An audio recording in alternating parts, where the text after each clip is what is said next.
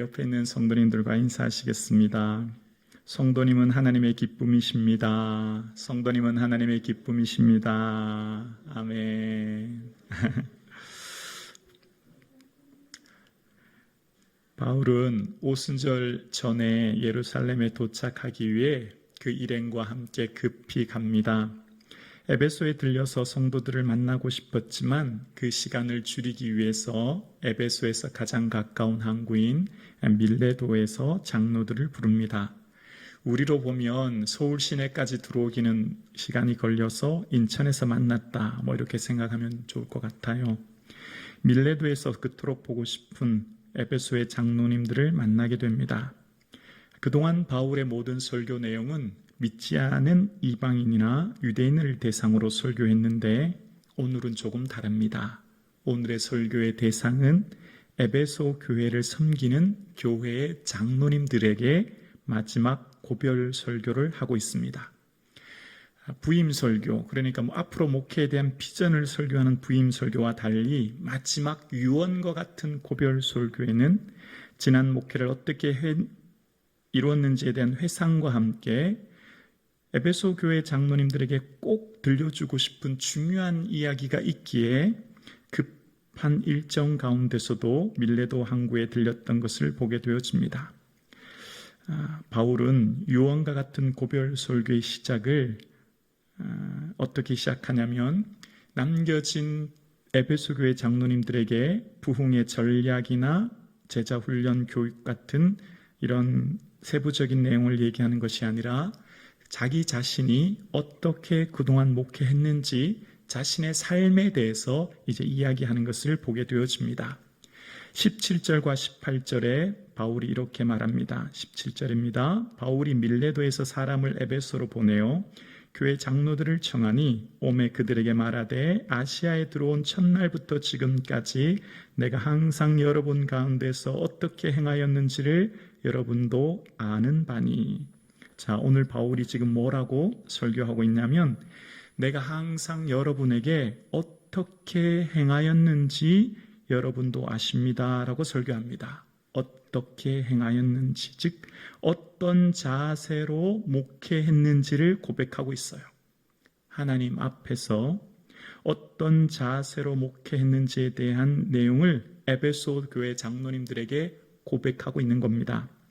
지금 바울은 어떻게, 즉 어떤 자세로 사역했는지, 어떤 동기로 사역했는지, 하나님 앞에서 하나님의 인정을 위한 목회를 했다라고 이야기하는 겁니다. 그러니까 지금 당장 이 땅에서 얻어지는 업적과 성과보다 하나님 앞에서의 자세와 동기를 고백하고 있어요. 아주 중요한 내용입니다. 바울은 무엇을 행하였는지에 대해서 말하지 않아요. 아시아에서 들어온 첫날부터 지금까지 내가 항상 여러분에게 무엇을 행하였는지라고 말하지 않습니다.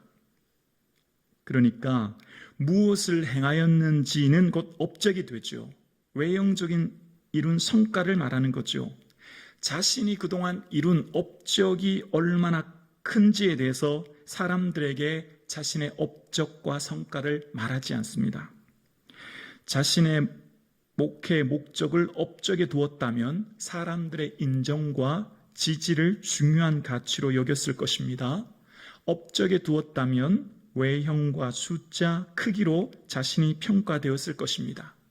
자신이 목회하는 목회의 동기를 성도들이 숫자가 늘어나고 교회가 성장해지면 거기에 기쁨이 오겠죠. 그러나 반대로 열심히 성실히 애쓰는데 성과가 없다면 아마 실망할 겁니다. 그러면 잠깐은 헌신할 수 있지만 끝까지 완주하기는 아마 어려울 거예요. 바울이 지금 자신이 얼마나 많은 일을 이루었는가에 대해서 에베소 장로들에게 성과에 대해서 이야기하는 것이 아니라 어떤 자세로 목회했는지, 어떻게 행하였는지에 대해서 밝히고 있는 거예요. 그러니까 19절 이하의 바울이 자신의 업적을 열거한다면 1차, 2차, 3차 전도 여행 중에 아시아와 유럽은 어떤 교회에 어떤 지역을 다녔는지, 몇 개 교회를 세웠는지, 얼마나 많은 성도를 회심시켰는지, 그 선교 과정에 어떤 기적이 있었는지에 대해서 자세히 기록한다면 아마 누구도 따라올 수 없는 위대한 업적을 남기고 기록할 겁니다. 그러면 19, 20, 21절 세 절로는 불가능할 거예요. 아마 몇 장을 하려 해도 불가능할 정도의 엄청나게 긴 설교 내용이 되겠지요. 그러나 그렇게 자신의 업적을 이야기한다면 결과적으로 누가 드러날까요? 바울 자신이 드러나는 거예요. 예수님이 돋보이고 예수님이 드러나야 할 사역에 바울의 명성과 바울의 이름이 드러나게 되는 것이죠. 바울이 대단한 것이 아니라 바울을 통해 일하신 예수님이 대단한 것이기에 바울은 자신의 업적을 통해 3년간에 얼마나 에베소 교회의 사역이 힘들었는지 다른 사역자들과 자기의 차별화를 부각시키는 것이 아니라 자신의 위대한 사역을 일일이 열거한 것이 아니라 어떻게, 즉 어떤 자세로 사역했는지에 대해서만 이야기합니다. 만약 바울이 자신의 거대한 업적을 일일이 열거하고 떠났다면 이 이야기를 들었던 남겨진 장로님들, 이제 에베소 교회를 목양해야 될 에베소 교회 장로님들의 마음이 얼마나 무거웠을까요? 자신들은 바울과 같은 위대한 종도 아니고 능력과 기적을 일으킬 수도 없기에 그런 바울의 이야기를 듣고 남겨진 에베소 교회 장로님들은 무척 큰 염려와 목회가 아마 두렵고 그 내심 열등감도 생겼을 것입니다. 그런데 바울은 자신이 얼마나 대단했고 얼마나 큰 업적을 남긴지에 대해서는 단 한마디도 언급하지 않습니다. 오직 하나님의 은혜로 이루었기에 사도 바울은 요한과 같은 마지막 고별 설교를 첫날부터 지금까지 내가 항상 여러분 가운데에서 어떻게 행하였는지를 여러분도 아십니다 라고 목양의 자세를 그 남겨진 장로님들에게 가르쳐주고 있는 것을 보게 되어집니다. 오늘 바울의 고백은 동시에 교회를 섬기는 성도의 자세가 어떠해야 되는지를 우리에게 깨닫게 하고 있지요. 예수님을 주로 고백하며 몸된 교회를 섬기는 성도들이 어떻게 교회를 섬겨야 할지를 오늘 우리에게 자세히 말해주고 있는 겁니다. 사랑하는 성북중앙 가족 여러분, 우리가 어떻게 주님의 몸된 교회를 섬겨야 될지 오늘 본문은 이렇게 말합니다. 주님을 섬기는 성도는 무엇을 행하는지에 대한 업적보다 어떻게 행하는지에 대한 자세, 즉 동기가 더 중요하다는 것을 말하고 있는 거예요. 자세는 눈에 보이지 않습니다. 당장 성과가 나타나지 않을 수도 있어요. 주님을 섬기는 목표와 목적이 하나님의 인정에 두고 삶의 매 순간순간마다 사람들의 인정이 아닌 주님의 인정을 바라보며 살아가는 그 길은 때로 사람들로부터 오해와 비난도 받을 수 있고 원치 않은 어려움도 당할 수 있지만 그러나 그 사역의 방향, 삶의 자세와 동기를 주님께 둘 때 묵묵히 한결같이 끝까지 그 길을 완주할 수 있게 되는 거죠. 주님을 섬기는 성도는 무엇을 행하였는지, 얼마나 많은 일을 이루었는지에 대한 성과보다 어떻게 행하여야 할지에 대한 자세로 그 일을 해야 되는 것이지요. 어떤 동기로 지금 그 일을 하고 있느냐가 더 중요하다는 것을 오늘 본문은 우리에게 말하고 있는 거예요. 그래서 바울은 자신의 삶의 사역을 에베소에 남겨진 장로님들에게 이야기하기를 겸손, 눈물, 인내라고 이야기합니다. 19절에 보면 곧 모든 겸손과 눈물이며 유대인의 간계로 말미암아 당한 시험을 참고 주를 섬긴 것과 사도 바울의 섬긴 자세의 내용은 겸손과 눈물과 인내라고 에베소 교회 장로님들에게 이야기하고 있는 거예요. 외형적인 숫자나 업적, 내용에 대해서 말하지 않고 자신의 어떠한 동기로 일했는가에 대해서 고백하고 있는 거죠. 오늘날 현대사회는 보이는 외적인 숫자와 크기가 중요한 평가의 잣대가 되었습니다. 무엇이든지 외형적인 크기나 숫자로 업적이 드러나야만 성공이라고 인정받는 사회를 오늘 저와 여러분은 살고 있습니다. 반대로 보이지 않는 과정에서의 성실과 자세가 아무리 좋다고 해도 결과로 드러나지 않으면 실패로 평가되는 사회를 오늘 우리는 살고 있습니다. 그런데 주님은 주님을 따르는 제자의 삶인 우리에게 무엇을 중요하게 보실까요? 주님이 우리에게 요구하시는 게 뭘까요? 주님을 섬기는 성도의 삶은 업적과 성과보다 자세와 동기가 더 중요함을 오늘 본문은 우리에게 말하고 있습니다. 그러니까 사도 바울은 에베소 교회 장로님들에게 설교할 때 나는 특별한 사람이었고 특별한 은사와 재능과 능력으로 교회를 섬길 수 있었다라고 자기 자신을 부각하고 자신을 과시하는 설교를 결코 하지 않습니다. 반대로 누구든지 주님의 몸된 전을 섬길 수 있습니다. 겸손과 눈물과 기도만 있다면, 인내만 있다면 누구든지 어떤 사람도 몸된 교회를 섬길 수 있습니다 라고 에베소 교회 장로님들을 격려하게 되는 거죠. 그러니까 에베소 교회를 섬겨야 될 장로님들에게 격려하고 있는 내용이 오늘 본문의 내용이에요. 장로님들, 여러분도 저처럼 교회의 성도님들을 섬길 수 있습니다. 제가 무슨 특별한 은사와 능력이 있어서 교회를 섬긴 게 결코 아닙니다. 겸손하게 눈물과 인내가만 있다면 여러분도 충분히 훌륭한 교회의 지도자로 교회를 섬기실 수 있습니다 라고 에베소 교회 장로님들을 위로하고 있는 내용을 보게 되어져요. 에베소 교회를 담임하던 담임 목사인 바울이 자신이 떠난 후 남겨진 성도님들을 목양해야 될 장로님들에게 자신을 이어 목회해야 될 그들에게 내가 몇 시간 기도했고 내가 성경은 몇 번 읽었고 내가 어떤 교회를 세웠고 얼마나 많은 교회를 성도들을 회심시켰다라고 하는 자신에 대한 내용을 이야기하는 것이 아니라 겸손하기만 하다면 주께 붙들림 바 되고 누구든지 주님께 쓰임받을 수 있습니다 라고 이야기하고 있는 거죠. 사랑하는 성도님, 하나님 앞에서 주어진 자리가 힘들지만 겸손과 인내와 눈물만 있다면 우리도 주님께서 쓰시는 귀한 종의 길을 걸어갈 수 있는 줄로 믿습니다. 우리도 주님 기뻐하는 그 길을 걸어갈 수 있는 거지요. 당장 남들처럼 거대한 업적이나 성과가 없다고 해도 작고 보잘것없는 것처럼 보이는 내 일에 겸손하게 눈물로서 인내할 수만 있다면 당장 사람들의 인정과 성과와 지지가 없다고 해도 하나님이 날 인정하고 계심을 기억한다면 그리고 나의 걸어가는 이 길 속에 오직 하나님만 바라보며 의식하다면 나의 걸어가는 이 길 속에 하나님의 영광이 기다리고 있는 줄로 믿습니다. 오늘 몸된 교회를 섬기는 우리는 어떻게 교회를 섬겨야 될지 사도 바울은 이렇게 18절에 이야기하는데요. 18절 본문에 보면 주님의 몸된 교회를 섬기는 성도의 자세를 이렇게 말합니다. 아시아에 들어온 첫날부터 지금까지. 교회를 섬기는 성도의 삶은 첫날부터 지금까지 한결같이 주님을 섬겨야 함을 이야기합니다. 여러분, 우리가 몸된 교회를 섬기고 주의를 할 때요, 첫사랑, 첫 마음, 첫 은혜는 너무나 커서 누구나 다 기쁘게 할 수 있어요. 처음에는 누구나 다 즐겁게 합니다. 근데 1년이 지나고 2년이 지나고 시간이 지나면 어떻게 될까요? 사람과 환경에 휘둘리기 시작합니다.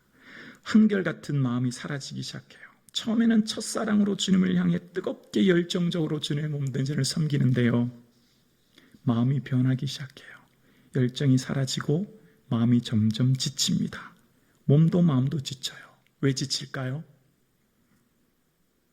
사람들의 나를 향한 이야기, 사람들이 내가 하지도 않은 삶에 대한 내 이 순수한 동기를 폄하하거나 나를 향한 비난과 험담의 말이 들릴 때예요. 뭐뭐라 하더라 라고 하는 주변의 소리가 내게 들릴 때 그것이 내게 큰 아픔이 되기 시작합니다. 그래서 앞장서서 일하면 일할수록 더 큰 아픔을 겪어요. 더 많이 봉사하면 봉사할수록 더 큰 상처를 받아요. 공동체를 섬긴다고 하는 것, 앞장서서 시간과 물질과 삶을 들여서 헌신한다고 하는 것, 격려와 위로보다는 상처와 아픔이 더 큰 것이 솔직한 우리의 고백입니다. 그냥 조용히 예배만 드리고 조용히 그냥 신앙생활 할 걸 괜히 봉사해서 이런 이야기 듣네 라고 하는 후회가 밀려옵니다. 다시는 봉사하지 말아야 되겠다 생각이 들어요. 그런데 이런 상황은요, 우리뿐이 아니라 바울도 똑같았습니다. 바울의 인생은요, 상처투성이 인생이었어요. 19절에 볼까요? 얼마나 그가 큰 상처를 받았는지 보면 19절에 보면요, 곧 모든 겸손과 눈물이며 유대인의 간계로 말미암아 당한 시험을 참고 주를 섬긴 것과 라고 이야기합니다. 누구의 간계냐면요, 유대인의 간계로 말미암아 당한 시험이래요. 로마인이 아니에요. 헬라인이 아니에요. 이방인이 아니에요. 나와 같은 혈족, 나와 같은 동포인 유대인이 나를 간계합니다. 유대인이 나를 힘들게 하는 거예요. 가까운 사람이 나를 아프게 하는 거예요. 나와 상관없는 주위에 먼 로마인이나 헬라인이나 이방인이 결코 아니라 로마인의 관계, 이방인의 관계라고 말하지 않아요. 유대인의 관계라고 이야기합니다. 관계라고 하는 것은요, 에피볼레라고 하는 헬라어 원어의 뜻이 있는데요, 에피라고 하는 것은 무엇에 근거하다, 무엇 위에라는 뜻이 있고요, 볼레라고 하는 말은 바라보다라는 뜻이 있어요. 무엇 위에 무엇 근거하여 바라보는 거예요. 나를 순수한 동기로 나를 바라보지 않고 누구의 이야기를 듣고 그 선입견으로 나를 바라보는 거예요. 누구의 이야기를 듣고 나를 왜곡해서 바라보는 거예요. 소문을 듣고 그 소문에 근거해서 나를 바라보는 거예요. 그러니까 유대인의 관계는 무엇에 근거해서 바울을 바라봐요. 바울이 지금 사역하는 것 다 자기 자신을 위한 거야 라고 사람들이 수군거리기 시작합니다. 사도 바울이 지금 열심히 자비랑으로 천막을 만들면서 두란노 소원에서 매일 강론하는 것 알고 보면 떠날 때 많은 사람에게 많은 물질의 유익을 구하려고 할 거야, 선교비를 요구할 걸, 사도 바울에 대한 그 순수한 동기를 폄하하기 시작하는 거예요. 누가요? 유대인이요. 그런 수많은 말이 들려왔기에 이후에 오늘 이 20장 이후에 33절에 보면요, 내가 은이나 금이나 의복을 탐하지 않았다고 얘기해요. 그런 의도가 있지 않았다는 것을 이제 변호하는 거거든요. 사도 바울은 사람들의 시선이 만약 너무 힘들었다면 이 에베소 교회에 떠났을걸요.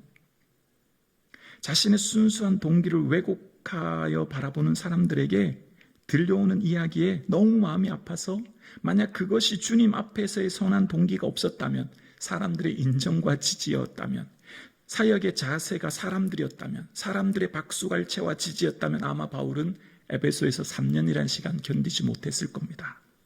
그러나 바울에게 있어서 중요한 사역의 자세는 사람들이 아니었어요. 하나님이었어요. 하나님이 날 어떻게 평가하실지, 하나님이 날 어떻게 보실지, 하나님이 인정만 받는다면 괜찮다. 사람들의 시선이야 괜찮다, 견디는 거예요. 그런데 참 아이러니한 게 있어요. 유대인의 관계로 인하여 시험을 당할 때 바울의 참된 동기가 드러납니다. 어떻게 주님을 섬겼는지, 만약 사람들의 인정이 목회의 동기였다면 바울이 그곳을 떠났겠지만 바울의 목회 동기는 사람들의 인정이 아니었기에 견디는 거예요. 유대인의 관계로 말미암아 당한 시험을 참고라고 이야기합니다. 인내한 거예요. 어떻게 인내한 겁니까?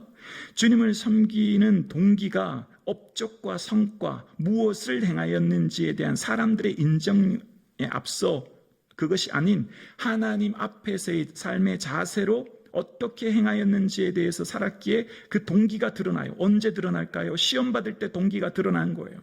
만약 바울의 사역의 동기가 사람들의 인정이었다면 에베소 교회를 떠났을 거예요. 유대인의 관계로 말미암아 내가 그 교회를 떠났다라고 오늘 본문에 기록할 거예요. 근데 바울이 뭐라고 기록하죠? 유대인의 관계로 말미암아 시험을 참고 인내했다는 거죠. 견뎠다는 거예요. 바울의 사역의 자세는 유대인의 음모, 계략 속에 시험을 당합니다. 마음의 상처와 아픔을 받았습니다. 그러나 바울의 모든 사역을 중도에 포기하고 에베소 교회를 떠나지 않습니다. 누가 뭐라고 해도 하나님만 인정하신다면, 하나님이 나를 바라보시기에 그것을 떠나지 않고 견디는 거예요. 사람들이 나를 어떻게 바라보든 하나님 앞에서의 삶을 살아갑니다. 여러분, 날 믿어주지 않은 사람과 목회하는 것도 얼마나 힘든지 몰라요. 내 말을 믿어주지 않는데 그 사람들을 품고 기도하는 거 얼마나 힘들겠어요. 차라리 떠나는 게 낫지요. 여기 외에 선교지가 없나요? 얼마든지 믿지 않은 사람 많은데요. 떠나는 게 훨씬 편하고 훨씬 낫습니다. 이곳을 떠나 나를 인정하고 지지해주는 사람과 목회하는 게 훨씬 좋아요. 그러나 사도 바울이 지금 사역하는 이 길 속에 하나님 앞에서의 사역을 하고 있기에 유대인의 관계로 나를 음모하고 모략하고 왜곡하지만 그 시험 속에 마음이 상처받고 아프지만 견디는 거예요. 인내하는 거예요. 사역의 자세를 말합니다. 사람들이 나를 대해 어떻게 하든 그 자리를 견디는 거예요. 사도 바울이 그 삶의 자리를 견디는 것은요, 오늘 본문 19절에 다시 한번 볼까요? 이렇게 고백해요.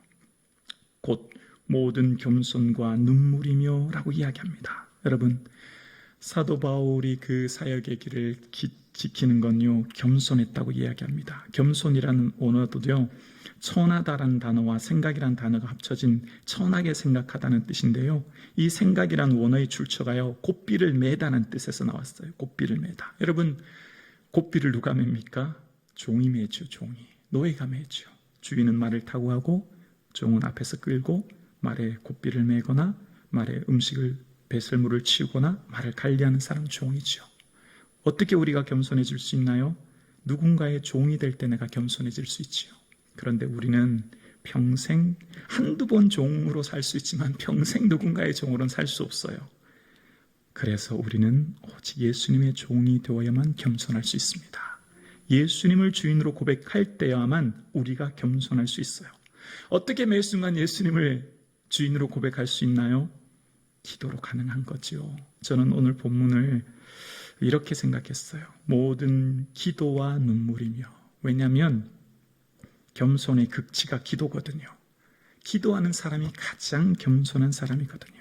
기도하지 않고는 겸손할 수 없거든요. 그러니까 사도 바울이 지금 사역하는 모든 순간마다 삶이 얼마나 힘들고 어려웠으면 늘 주님 앞에 기도할 수밖에 없었고, 그 기도 속에 주님 앞에 붙들림 될 수밖에 없었던 거예요. 사람의 본성은 누구나 교만하기 마련입니다. 나를 드러내 보이고 내가 얼마나 대단한 사람인지 나타나 보이고 싶은 것이 인지상정이잖아요. 겸손이란 사실 우리에겐 불가능한 단어일 거예요. 모든 사람들은 은근히 자신이 얼마나 대단한지를 드러내 보이기 원하거든요. 그래서 겸손으로 말미암아, 기도로 말미암아 겸손해질 수 있는 것입니다. 겸손한 사람이 공동체를 하나로 묶습니다. 겸손한 사람이 공동체를 기쁘게 하지요. 겸손한 사람이 공동체를 평안하게 하지요. 오늘 함께 일부 예배 드리시는 사랑하는 성도님, 겸손한 기도의 삶을 사실 수 있기를 주의 이름으로 축원합니다. 그런 성도는 또 어떻게 살까요? 눈물이 있습니다. 여기 원어 눈물은요, 복수로 되어 있어요. 사도 바울이 한두 번 눈물 흘렸던 게 아니었다는 거예요. 에베소 교회를 목회하면서 또 지난 사역의 길이 한두 번 목회 눈물 흘린 게 아니었다는 거죠. 그래서 20장 31절에도 보면 바울이 이런 말을 해요. 내가 3년이나 밤낮 쉬지 않고 눈물로 라고 이야기합니다. 밤낮 쉬지 않고 눈물을 흘렸대요. 사역의 길이 얼마나 힘들었으면, 주의 길이 얼마나 고되고 힘들었으면 밤낮 눈물로 각 사람을 훈계할 수밖에 없었다는 겁니다. 자신을 신뢰하지 않는 사람들을 품고 기도하는 것, 또한 자신이 지나온 걸어가는 모든 순간순간이 주를 향한 길이 힘들고 지쳤기에 눈물을 흘리지 않을 수 없었다는 거예요. 주님을 따라가는 길은 눈물의 길임을 바울이 우리에게 말하고 있어요. 바울은 스스로 할 수 있는 것이 아무것도 없었기 때문에 그저 눈물 흘릴 수밖에 없었을 것입니다. 그렇습니다. 무력해서 아무것도 할 수 없어서 주 앞에 우는 성도가 하나님께서 붙드는 성도, 은혜 주시는 성도지요.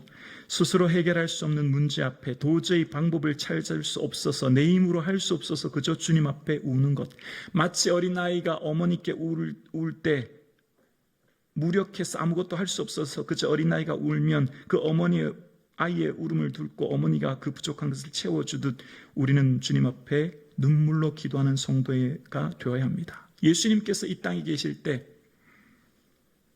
심한 통곡과 눈물로 기도하셨던 것처럼, 자신을 향해 돌을 던지며 십자가에 못 박는 그 사람들을 향해 눈물과 통곡으로 기도했던 예수님처럼 오늘 일부 예배 드리시는 사랑하는 성북중앙 가족 여러분, 주님 앞에 눈물로 아뢰는 성도님들 되실 수 있기를 주의 이름으로 축원합니다. 눈물로 기도할 때 모든 마음의 장벽이 무너집니다. 강한 자가 부서집니다. 못난 자가 깨어집니다. 눈물의 기도로 나를 발견하여 나의 쓴 뿌리가 사라지게 되어지고요. 눈물의 기도를 드릴 때 나의 연약함 속에 다시금 일어날 수 있는 힘과 용기를 주십니다. 눈물의 기도를 통해 주님은 우리를 위로해 주시는 경험을 얻게 되어지고 우리의 상처 속에 새살이 돋아나는 것을 경험합니다. 다시 일어날 수 없을 때, 다시 품을 용기가 없을 때, 다시 일어나기 지치고 힘들 때 주 앞에 엎드려 울 때입니다. 마음이 메마르고 황폐하여 희망이 보이지 않을 때 주님 앞에 울면 소망의 싹이 틔워지게 됩니다. 주님 앞에 울 때 주님께서는 반드시 우리에게 세미한 음성을 들려주십니다. 주님 앞에 엎드릴 때 주님은 메마른 땅에 단비를 내리듯이 우리의 영혼을 새롭게 살아나게 하십니다. 하나님은 우리의 눈물에 응답하십니다. 사랑하는 성도님, 가장 절박하고 가장 절실하고 가장 긴급할 때 눈물 흘리죠. 오늘 저와 여러분 주님 앞에 눈물 흘리는 성도를 주님은 주목하십니다. 주님은 우리의 기도를 들으시거든요. 오늘날 현대인들은 많은 상처로 말미암아 마음의 굳은 살이 베겨져 있어서 마음의 그 굳은 살 속에 눈물의 기도를 경험하지 못합니다. 오늘 함께 예배드리시는 사랑하는 성도님, 기도의 최고봉은 주님 앞에 엎드려 우는 것입니다. 주님 앞에 눈물로 아랠 때 답답한 현실, 풀리지 않은 문제 앞에 주님께서는 새로운 소망의 길을 열어주십니다. 주님을 따라가는 길이 비록 좁고 협착한 가시밭길을 일지라도 끊임없이 흐르는 눈물로 우리의 인생이 힘들고 지칠지라도 주님 앞에 엎드려 울 때 주님께서는 놀라운 은혜를 주시는 줄로 믿습니다. 우리가 걸어가는 이 길 끝에 주님의 놀라운 영광이 기다리고 있는 줄로 믿습니다. 기도드리겠습니다.